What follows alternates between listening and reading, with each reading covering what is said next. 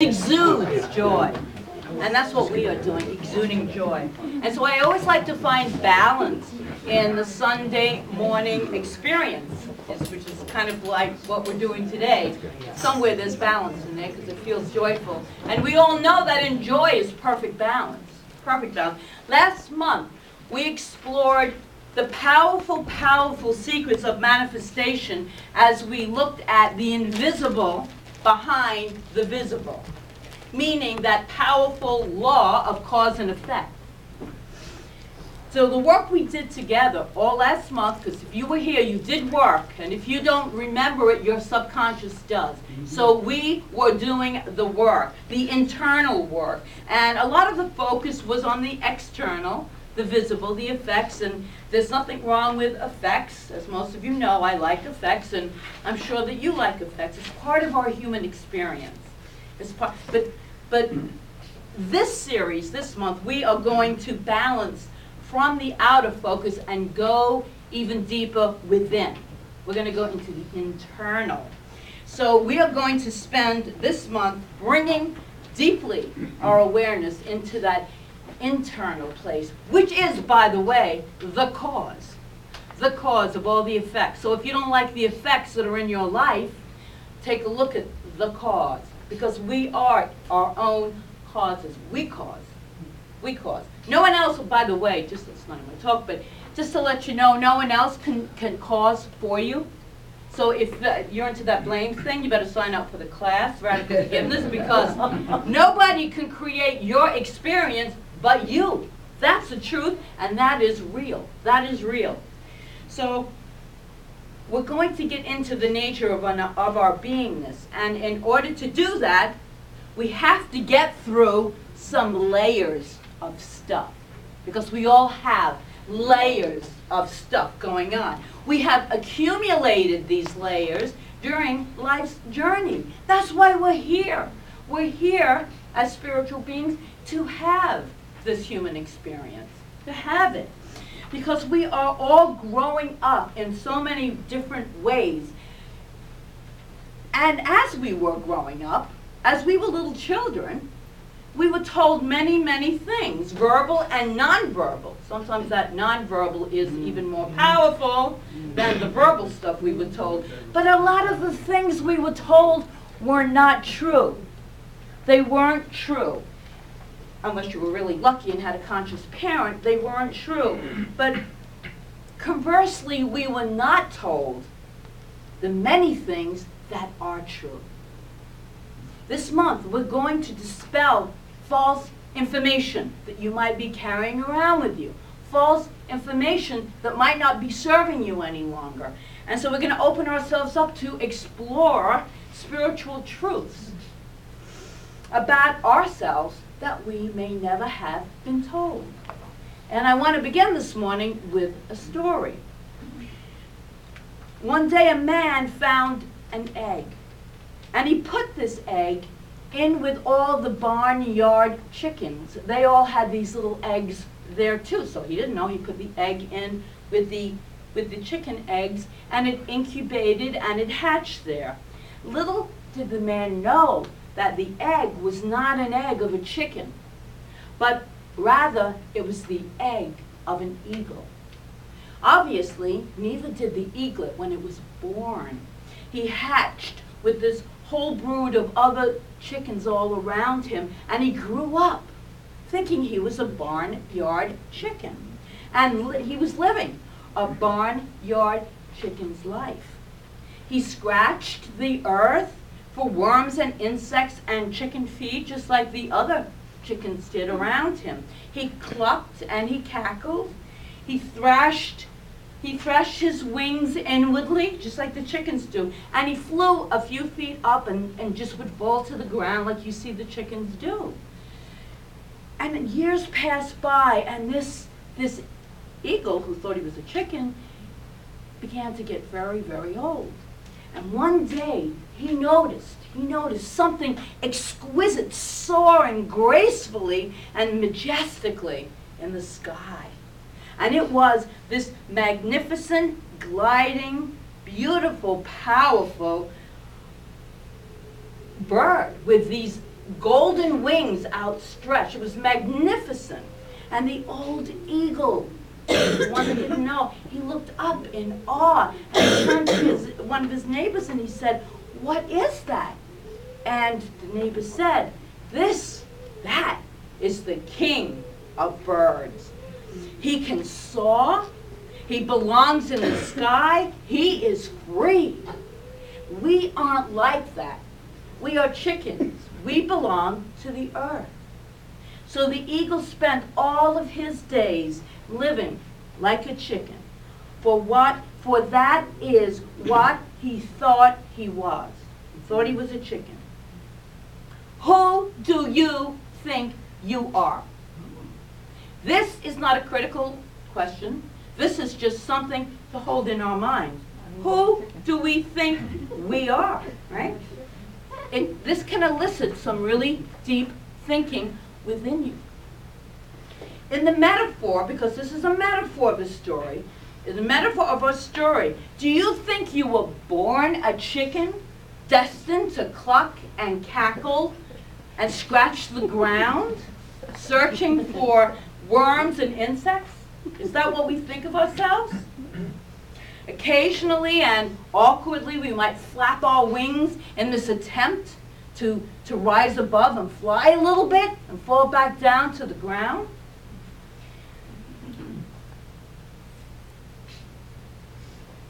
Do you know?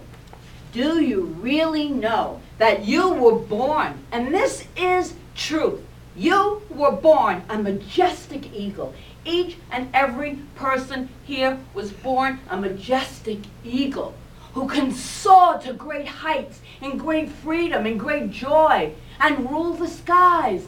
We have limitless possibilities available to us because really, we are those magnificent eagles.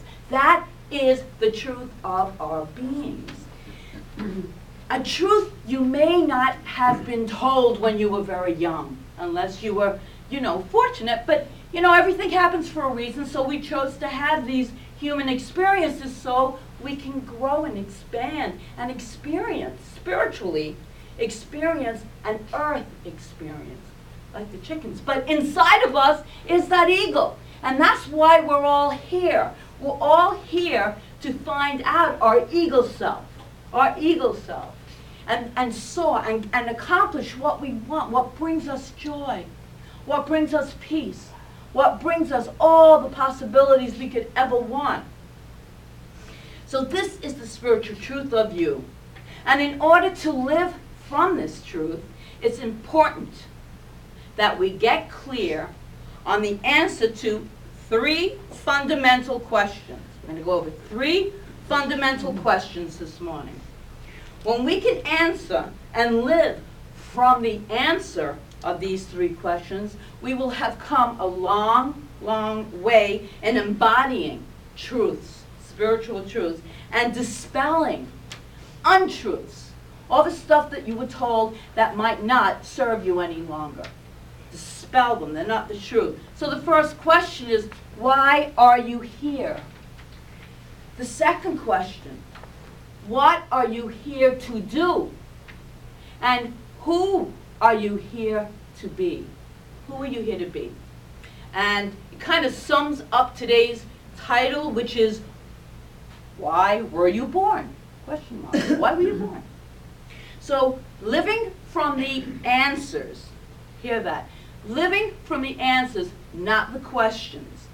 Not just answering these questions, but truly taking them into your thinking and emotional state and living from these answers. That's the important part. This enables us, when we do this, to spread our wings and fly, soar, majestically, like that powerful eagle. So, let's get into these 3 questions. Why are you here? Pretty much every week, we talk about one way or another, why we are here on this earth. We talk about that. But it deserves our explicit attention here this morning. Because without answering it, we can't move on to the other 2 questions. Why are you here? I'm going to say it in ways that might be slightly different from what I've said in the past.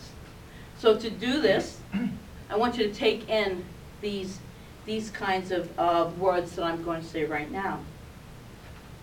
You are here to bring spirit, God, divine energy to this earthly experience in your own perfect way. You are here so that the divine idea of life might fulfill itself. True. You are here so that the divine circuitry may be complete. It's not complete without one person missing. All part of the divine circuitry. You are here to bring the metaphysical. The metaphysical is the unformed, infinite potentiality. You are here to bring it into physical form, the tangible. That's why we are here. We've been created out of the unformed substance of divinity. We have been created out of that. It's our nature. So all the things we say about God are the truth about us, the real truth about us. It's the truth. So we formed an idea of God. We are formed from this idea of God. And God is this unformed substance, this divine energy, this intelligence, this wisdom, this clarity. This is all part of the divine nature of what we call God in New Thought and religious science. Did you know that you are truly an incarnation, a manifestation, a demonstration of God wishing to express itself as a human? Because humans are the only species that truly think about a higher power, think about creating. We are the only species that does that. So this is the divine that wants to express itself through us, so it can also have this human experience. It can also have this human experience. Ralph Waldo Emerson, who I'm sure most of you heard of, a philosopher and poet of the late 1800s and very influential on our founder Ernest Holmes, he loved Ralph Waldo Emerson, said, there is no planet, sun, or star that could hold you if you but knew what you are. Repeat that again. There is no planet, sun, or star that could hold you if you but knew what you are. And I say, whoa, because we are powerful beyond our belief. We can never know how truly powerful we are, but we can believe it, and we can have the faith that we are powerful manifestations of the one life of God itself. We can have that belief, but, here's the but part. We can't have that belief 80%. This is from August Gold, which is great. We can't have that belief 80%. We can think we're really spiritual, so 90%, I'm in it. My faith is unshakable, 90%. It's got to be 100%. 100%. That's how we truly manifest. That's how we have the life that we truly want to live, because we can. Did you know that? Did anyone ever tell you that? You can. Trust me, you can have anything you want. You can. Often not realizing who we are and the power we have right here within us. We look around and say, geez, that person's really got it together. They really have everything that I really want. Why can't I be like that? Why can't I talk like that? Why can't I look like that? You ever find yourself doing that? Did you? No. This is because this group is very evolved. The truth is, this is the real truth. All the power that is, all the power that we need is right inside of us, right here, right now. We can be, and why would we want to be anyone else? We are unique, individualized expressions of that creative power. We don't want to be anyone else. We want to be the best me that we can be. That's what we want to be. That's what we want to be. And each and every one of us. But often we think that everyone else has it, but we don't. We got left out somehow. But we're all unique. We're all individualizations. We're not meant to be the same. That's why we don't have the same fingerprints. That's why nothing about us is like any other human on this planet. Because we were meant to be unique. So you are here to be fully who you are. And by doing so, you complete that divine circuitry we were talking about. You complete it. How are you doing? Living from the answer to that first question. That's for you. Second question is, what are you here to do? There are lots of possible answers to this question. Many. Many. Some specific to the individual. And you probably think that I'm going to talk about finding your divine purpose in life, but I'm not. I'm not going to talk about that at all today. The answer I want us to explore, the really important answer for the next few minutes, is equally applicable to all of us, every one of us, every one of us. And it is imperative. It is so imperative that we really get it. We are here to end the not enough paradigm. This paradigm has been in operation for centuries upon centuries. I am not enough. In fact, we help prove it to be true every single day. Even in what we have been told over and over and over again. We're not enough. Oh, we've interpreted we're not enough. Not enough love. Not enough time. Not enough energy. Not enough supply, which is basically money. Not enough. Not enough. We are here on this planet. We saw the last day of the conference, she was Skyped in, Barbara Marx Hubbard. And we are in the midst, and many of you know this, of the shifting paradigm. We are in the midst of it, and we are here to dispel that I am not enough. We are so enough. We are more than enough. We are magnificent eagles. Ernest Holmes wrote, The Science of Mind. We must learn to come under the divine government and accept the fact that nature's table is ever filled. Never was there a cosmic famine. Never. Spirituality is not in lack and limitation. It's always complete. It's always full. There is never anything missing in the cosmic scheme of things. We've all heard the word affluence. And so what do we usually think of when we think of affluence? We think of materialistic things, lots of cars and money and homes and all kinds of persons very affluent. This is actually a corruption of the word. It's actually a corruption of the true meaning of that word, because affluence means to flow forth. It means to have a free flow. Holmes in Science of Mind writes, the river of life is flowing forever through me. This is the truth. So each and every one of us is filled with affluence. It's like the law of circulation. As long as the beliefs aren't in the way to block it, and the stuff isn't in the way to block it, it is a free flow. So we're all affluent. Changes the word. What we think of the word. It doesn't change the word. The word is neutral. It changes what we think of that word. So the word affluence really refers to the free flow of life. The free flow of unlimited substance from which this universe is created. From which it's created.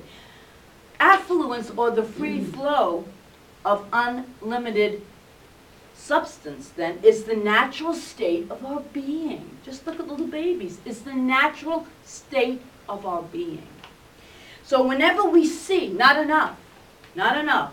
We are seeing a frustration in the natural flow of life. That's what we're seeing, a frustration in the natural flow of life. We are seeing this, and it is really not the truth of our being. And until this is realized, us realizing it, and corrective measures are taken within, it's done inside, within each of us, all the activities and programs in the world will not help us in the least. It will not help the species to evolve. It will not. So, something else I got from August Gold, I got a lot from her. I took every one of her workshops, her talk, everything she was at. Loved it. Put a picture of me and her up on Facebook. It's just, I just love her. We, for so long, and so many people have been working up here in the spiritual realm. Very spiritual person. I'm a very spiritual, up here. Now, it's the time to go downstairs. We're going downstairs in this paradigm shift, and we are working on the not enough. We are working on the feelings and the emotional part of who we are, because all the treatments, all the affirmative prayer that we could possibly do to change stuff, like change the emotions, it's not going to change because we have to go downstairs and do the work. That's where the change occurs. Then we can pray all we want, because then our emotional state is in alignment with our thinking, and that is the perfect balance for spirituality. So we got to go downstairs. Ernest Holmes again writes, if we are thinking of ourselves as poor and needy, then mind, divine mind, has no choice but to return what we have thought into it. Thoughts of failure, limitation, or poverty, these are all thoughts of not enough, remember, are negative and must be counted out of our lives for all time. He continues, God has given us a power, and we must use it. We can do more towards saving the world by proving this law than by all the charity that has ever been given to it. So what are we here to do? We are here to prove this law. We are here to end the not enough paradigm. Well, it's a shift in the thinking. Got to go downstairs and shift that a bit around too, because we can change our thinking, like I said, all we want. But we got to go downstairs. Okay? We got to go into the body. We were giving these bodies for a reason, so we got to do that work. Give them the quote you said. She said, "Can't pray." I just did. In the book from Ernest Holmes, it's called Aladdin's Lamp. He did a simple treatment for his protege, Bill Hornaday. Love this. Bill Hornaday was newly installed into his own spiritual center, or church as they called it then. And he was the speaker there for that day, and he asked Ernest Holmes to do a treatment for him. And he said, "That's good. It's done, Bill. Now go and prove this principle." That was his treatment. That was the treatment. It's good. It's all God. We know from Emma Curtis Hopkins, good is God. It's synonymous. It's all God. Do the work. Go out there and spread it. That's what we are here to do. That's what we are here to do. We are here to prove this principle. And you might be thinking, what principle am I even talking about? I'm talking about all the spiritual laws that are part of who we are. And when we live our life in alignment to these spiritual laws of peace, of harmony, of knowing that there's a law of attraction, that whole big class just learned all that. That what we think, we attract. So, and what we feel, we attract. Don't forget that.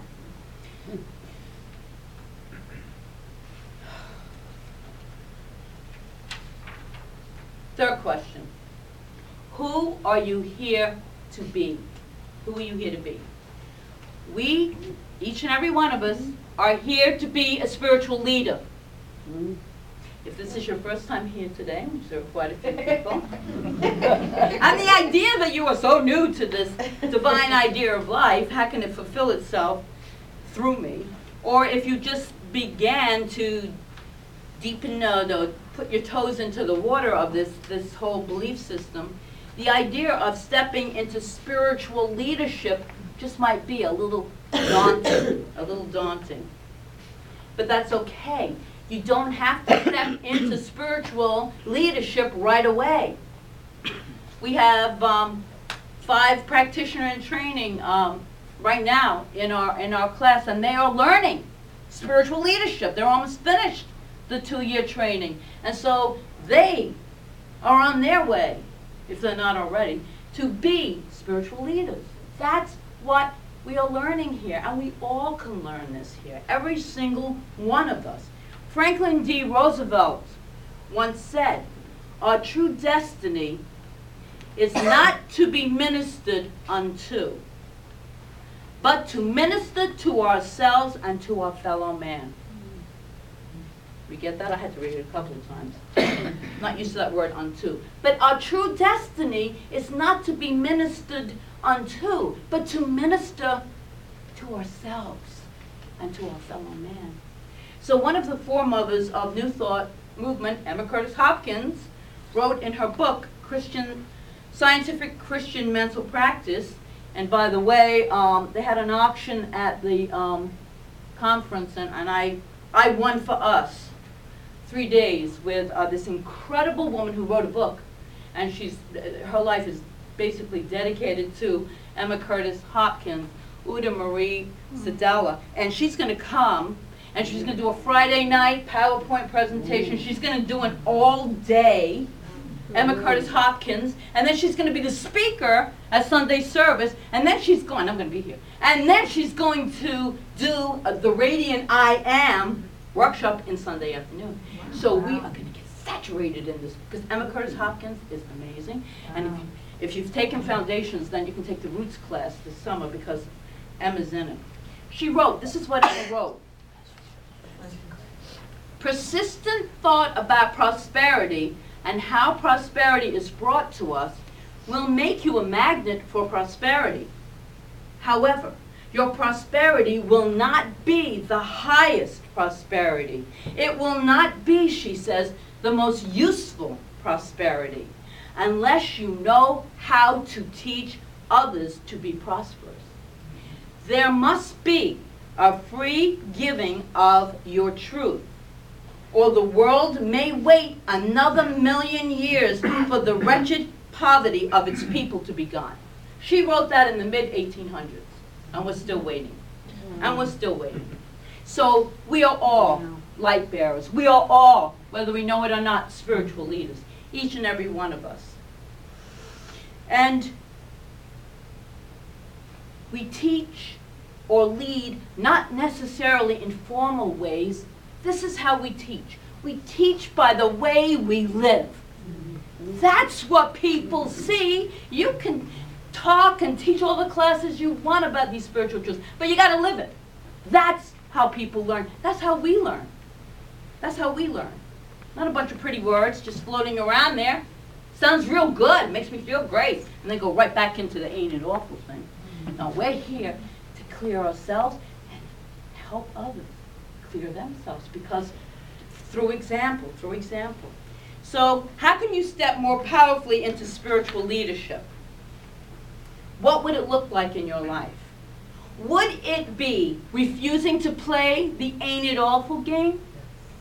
Would it be choosing to be a voice for love in the face of hate? Would it be being a positive, life-affirming influence on a child? Oh, that feels so good. Would it be that you are a ray of sunshine in your office or in your work environment? Would it be that you share your insights and practices around prosperity? A Course in Miracles says, "Who would attempt to fly with the tiny wings of a sparrow when the mighty power of an eagle has been given him?" And to adjust that to fit our metaphor today, Who would attempt to live like a chicken when the mighty power of the eagle has been given to us? All of us.